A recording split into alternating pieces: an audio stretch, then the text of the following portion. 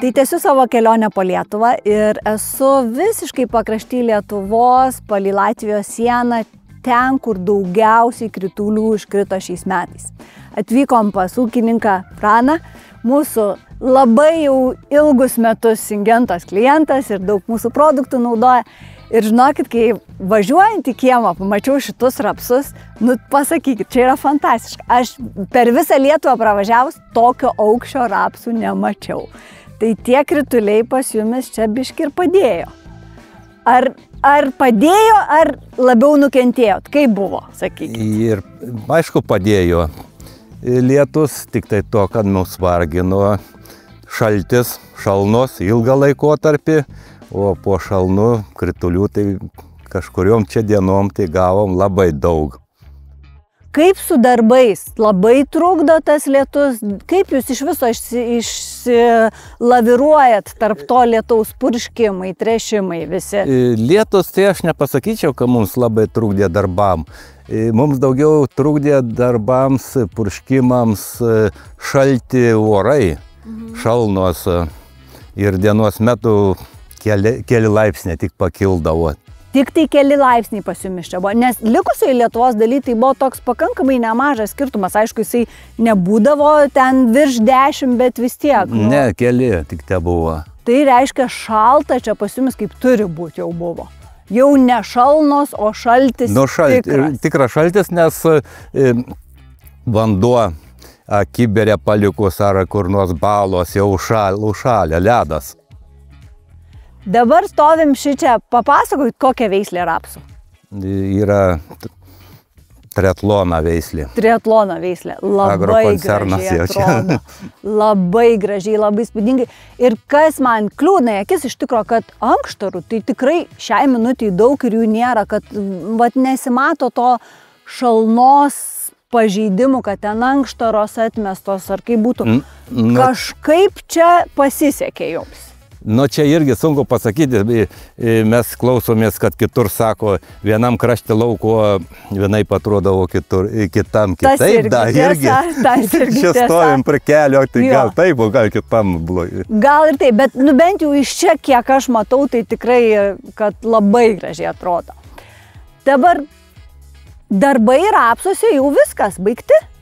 Pas mus baigti, nes mes savaigio neturim, galbūt azotą ant ankštarų reikėtų, bet bus pargaila jau. Viskas, jau reiškia su rapsu viskas. Tai dabar papasakokit man apie žieminius kviečius. Nes kalbėjom prieš tai ir minėjot, kad pirmas purškimas padarytas ir pas jumis jau ir antras padarytas. Mes esam antrą padarę, purškėme latus. Sakykime, vėliavinis lapas gal ir kai kuriuose veislėse nepilnai tik pradėjęs lysti, bet biškį bijojom dėl ligų, nes pirmasis buvo padarytas anksčiau, gaudanti pagrindinės tas ligas ankstyvasias. Ir kadangi šaltis buvo pakandę viršutinius lapelius ir šaltis, augimo reguliatoriai, viskas susidėjo, sakykime, kad augalai buvo streso sočiai. Kad neužpultų ligas, gali paskubėjom, bet yra taip, kaip yra. Bet padaryta. Ir tuo labiau nežinom, kokie bus orai toliau ir kas čia darysis, ar galima bus purkšti, ar negalima, o gal jau ir nereikės daugiau purkšti. Čia irgi. O rapsą kaip purškėm nuo ligų, tai irgi temperatūros tai sudėtingos buvo. Sudėtingos buvo, taip, tikrai. Nes reikia nuo 9 vakaro, nakties metas. Ir dar būna tas temperatūrų sviravimas vienam lauko gale lyg tai daugiau rodo, kitam lauko gale jau žiūrėk visai mažai. Šie metai buvo iš tiesų sudėtingi.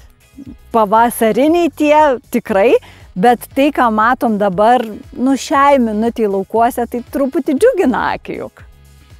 Labai sunku pasakyti, matai, derlių mes tą vidutinį tikrai tikėmės pasiimti ir iš tų kviečių ir iš rapso su tom supirkimo kainom.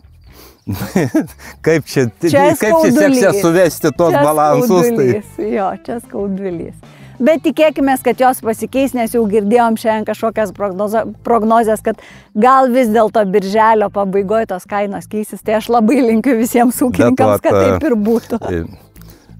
Trašų kainos kils į viršų, čia jau. Taip visada ir yra, jeigu tas kyla ir tas kyla. Papasakokit, Pranai, dar apie vasarojų. Vasariniai, kas buvo daryta dabar, kokie praėjo darbai? Vasarinių mes auginam keletą hektarų žirnių ir vasarinių kviečių. Praktiškai daugiau stengiamės pasėti iš rudens. Nu, kas padaryta, nupuršta nuo piktžolių, patrešta. Ir laukiat daugiau dabar. Lauksim. Daugiau lauksim, supratau. Tai ką, tokios naujienos iš šiaurės Lietuvos, iš to krašto, kuris daugiausiai gavo kritulių, bet panašu, kad pakol kas jiems tai į naudą.